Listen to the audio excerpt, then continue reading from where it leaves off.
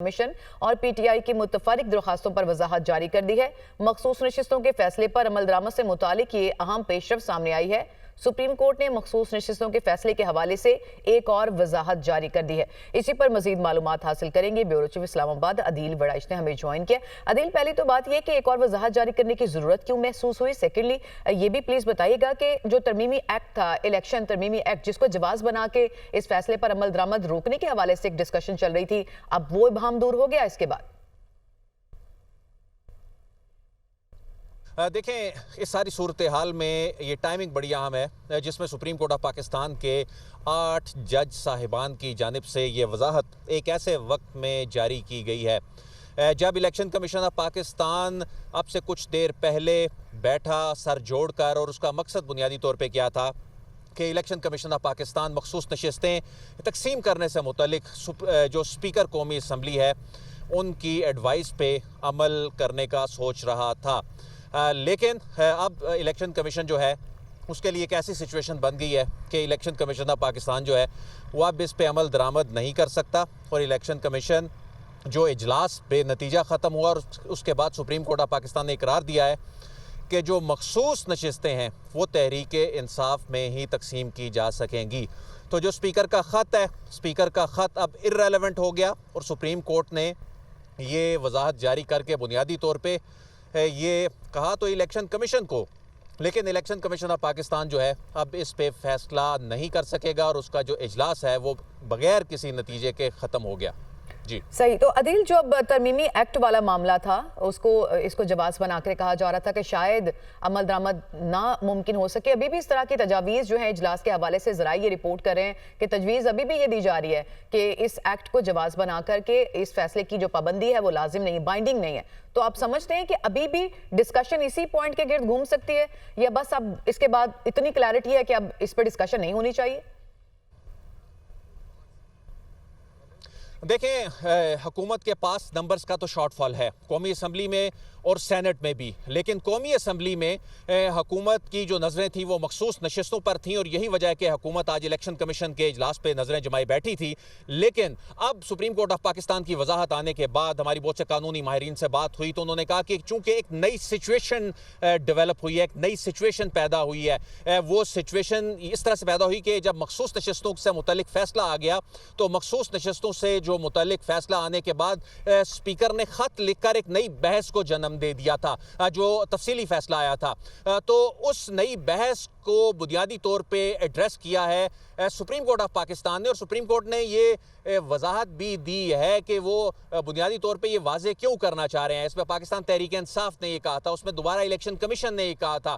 तो अब अगरचे सुप्रीम कोर्ट के फैसले पे अमल दरामद रुका हुआ है, वो नशिस्तें जो है पाकिस्तान तहरीक इंसाफ को नहीं मिली, लेकिन वो नशिस्तें क्या अब दीगर जमातों को मिलेंगी या नहीं, इस पे इलेक्शन कमीशन आज बैठा था। तो आज की जो सुप्रीम कोर्ट ऑफ पाकिस्तान के फैसले का जो वक्त था, यानी जो वो वजाहत थी, वो जो टाइमिंग थी, जो वो पत्ते सब ने अपने सीने से लगा रखे थे, टाइमिंग बड़ी इंपॉर्टेंट है, और एक क्लियर मैसेज दे दिया गया है कि इस मसले में अब कोई इबहाम नहीं है, वो मखसूस नशिस्तें सिर्फ पीटीआई को ही मिल सकती हैं।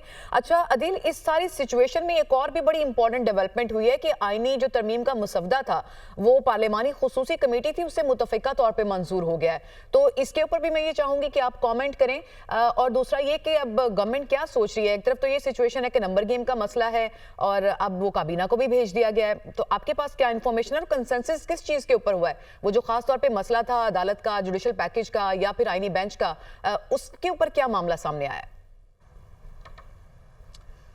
देखें, ये मुतफिका का जो लफ्ज़ है ना, इस पे आगे कंट्रोवर्सी नज़र आती है। वो इस तरह से नज़र आती है कि सियासी जमातें ये कह रही हैं कि हमारे जो लोग कमेटी में हैं, या हमारे वो लोग जो इंगेज्ड हैं, हमारे वो लोग जिनसे हमारे राब्ते नहीं हो रहे, तो ऐसे में ये तो मौलाना ने रात को कहा कि हमारे जो लोग हैं उनमें से कुछ जो हैं वो उनसे हमारा राब्ता नहीं हो पा रहा। ज़राए से हमने भी ये खबर जो है वो ब्रेक की कि 4 से 5 ऐसे लोग हैं। तो ये जो मुतफिका तौर पे हुआ, लेकिन बैक एंड में जो दूसरी मुलाकातें चल रही हैं जिसमें मौलाना को मनाने के लिए बिलावल पहुँचे, और एक के बाद एक जो मुक़्तदर जो शख्सियात हैं वो पहुँच रही हैं मौलाना की जानिब, तो ऐसे में ये जो मुतफिका तौर पे खुर्शीद शाह साहब ये क्लेम कर रहे हैं कि मुतफिका तौर पे मंजूरी होगी, लेकिन बहरहाल कमेटी ने मंजूरी दे दी। अब इसके बाद का अगला मरहला क्या है? इसके बाद का अब अगला मरहला यानी कमेटी का 10वां इजलास कंक्लूड होने के बाद कमेटी ने आज अपना काम पूरा कर दिया। अब यहाँ से ये मामला कैबिनेट में जाना है। कैबिनेट जो है वो अब बुलाई जाएगी। इसमें अब देखना होगा कि मैं यहाँ पे आपको इन्फॉर्मेशन इस खुर्शीद शाह के हवाले से ये दे दूं। अभी कुछ देर पहले वो गुफ्तगू कर रहे थे और उन्होंने ये कंफर्म किया है कि अब ये मुसवदा जो है ये मुतफिका तौर पर कमेटी से मंजूर होने के बाद काबीना को मंजूरी के लिए भेज दिया गया। तो अभी आप कह रहे हैं कि मुतफिका का लफ्ज जो है वो एक कॉन्ट्रोवर्शियल हो सकता है, तो इससे पहले ही क्या काबीना को भेज देना? आप क्या ये कहना चाह रहे हैं कि कंसेंसस डेवलप किए बगैर ही इसको फॉरवर्ड कर दिया गया?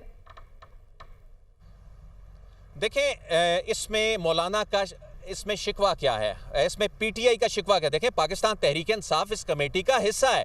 पाकिस्तान तहरीक इंसाफ ये कह रही है कि आप हमारी जो सिफारिशात हैं वो माने ना माने, लेकिन इस सारे मामले में पैरेलल कुछ इंतज़ामी मामलात का वो शिकवा करते नज़र आ रहे हैं। मौलाना भी यही शिकवा करते नज़र आ रहे हैं। हालांकि मौलाना की जो बहुत सी ऐसी चीज़ें इनकॉर्पोरेट इसमें की गई थी, इसका मुत्तफिका होना ज़रूरी नहीं है। ये अक्सरियती राय से अगर मंजूरी इसकी हो जाती है, ये काबीना का इवन फोरम भी जो है वो भी एक जो सीक्वेंस ऑफ इवेंट है उसमें एक इवेंट काबीना से होकर भी इसने गुजरना है, जिसमें एक हुकूमत की मोहर लगनी है इस पे कि हम इसकी मंजूरी दे रहे हैं। लेकिन दर हकीकत इसने मंजूर 2 ऐवानों से होना है, 2/3 अक्सरियत से होना है।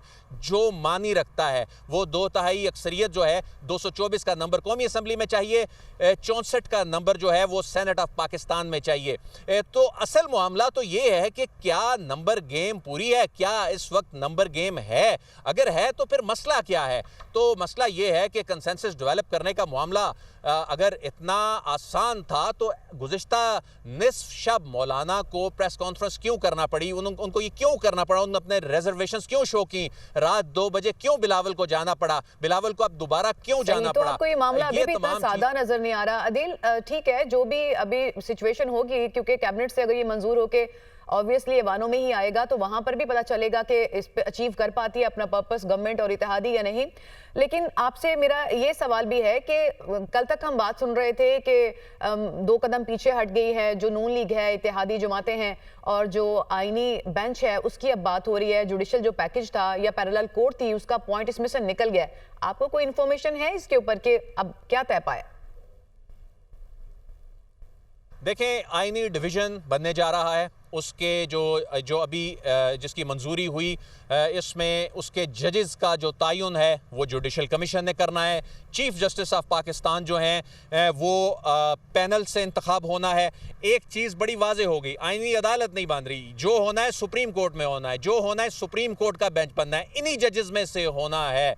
और इसमें कोई तोसी नहीं हो रही, कोई 3 साल की उम्र में इजाफा नहीं हो रहा है। यानी चीफ जस्टिस ऑफ पाकिस्तान जो हैं वो जा रहे हैं, जो काजी फाइज ईसा 25 को रिटायर हो रहे हैं। नया कौन होगा? अब सवाल ये है, वो नया कौन होगा? सवाल ये है, में 3 नाम आ गए। अगर 3 नाम आते हैं इस मंजूरी के बाद तो उसमें हुकूमत की तरजीहात देखें, हुकूमत का खौफ देखें। अदिल, आप हमारे साथ ही मौजूद रहिएगा।